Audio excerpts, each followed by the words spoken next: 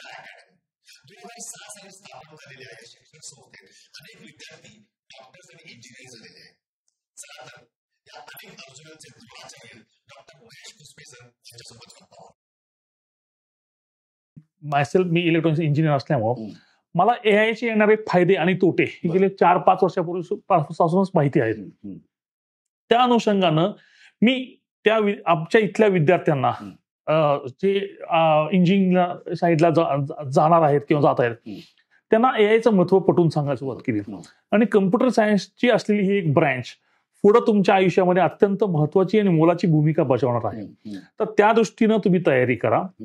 त्यासाठी तुम्हाला physics, chemistry, maths हे विषय तुमच्या दृष्टीने अत्यंत महत्वाचे आणि ही तयारी करून तुम्ही IIT किंवा NIT सारख्या इन्स्टिट्यूटमध्ये तुम्ही शिकला तर तुम्ही AI असो, डाटा सायन्स असो या सारख्या ब्रँचेसमध्ये चांगलं नाव कमवू शकाल हे त्या विद्यार्थ्यांना सांगितलं. आणि त्याचा मी सांगितलेल्या गोष्टींचा विद्यार्थ्यांनी सिरियसली घेतल्यामुळं त्यांनी छान अशा पद्धतीने गेले 5 वर्ष अभ्यास केलाय. आणि आज मला आनंदाने इथं नमूद करावं असं वाटतं की गेल्या 4-5 वर्षात म्हटलं तर AI सारख्या सेक्टरमध्ये किंवा कम्प्युटर सायन्स सारख्या सेक्टरमध्ये माझे जवळ 60 ते 70 विद्यार्थी यांना ऑलरेडी ऍडमिशन मिळाले. त्यातले बरेचसे जण पासआउट झालेले आहेत. त्यातले काही जण AI सारख्या प्लॅटफॉर्मवर काम करतात. 2006 साली आम्ही कोट अकॅडमी स्थापना केली.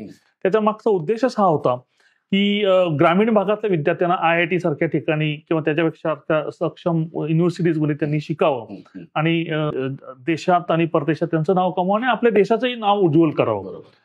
त्या अनुषंगानं मी गेले 20 वर्ष कार्यरत आहे आणि मला या गोष्टीचा अतिशय आनंद होतोय की कोटा अकॅडमीमध्ये शिकणारी काही मुलं डिफेन्समध्ये गेली, ते डिफेन्समध्ये करिअर करतायत टॉप लेवलला, NDच्या परीक्षा क्रॅक करून. त्यानंतर काही माझे विद्यार्थी ISRO, Indian space science and technology तिथं गेले. तिथून काही मुलं अमेरिकेमध्ये नासामध्ये जॉईन झाले. तर मला कोटा अकॅडमी हा बेस बनवून कराडमध्ये जे विद्यार्थी आहेत नुसतं IIT JEE नाही की आता इयत्ता 7वी पासूनच मुलांना शेपिंग करायचं आणि तो विद्यार्थी नुसतं IIT JEE किंवा मेडिकल सारख्या क्षेत्रात सक्षम न बनता तो विद्यार्थी इयत्ता 7वी पासून बेसिक फाउंडेशन त्याचं परफेक्ट घ्यायचं, बेसिक मॅथमॅटिक्स त्याच्या व्यवस्थित करून घ्यायचं.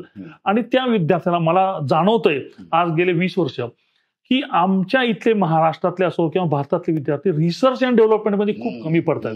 त्यामुळे आपल्याला तंत्रज्ञान जे आहे ते जपान, अमेरिका यांच्याकडनं इम्पोर्ट करावं लागतं, त्यांच्यावर अवलंबून राहायला लागतं.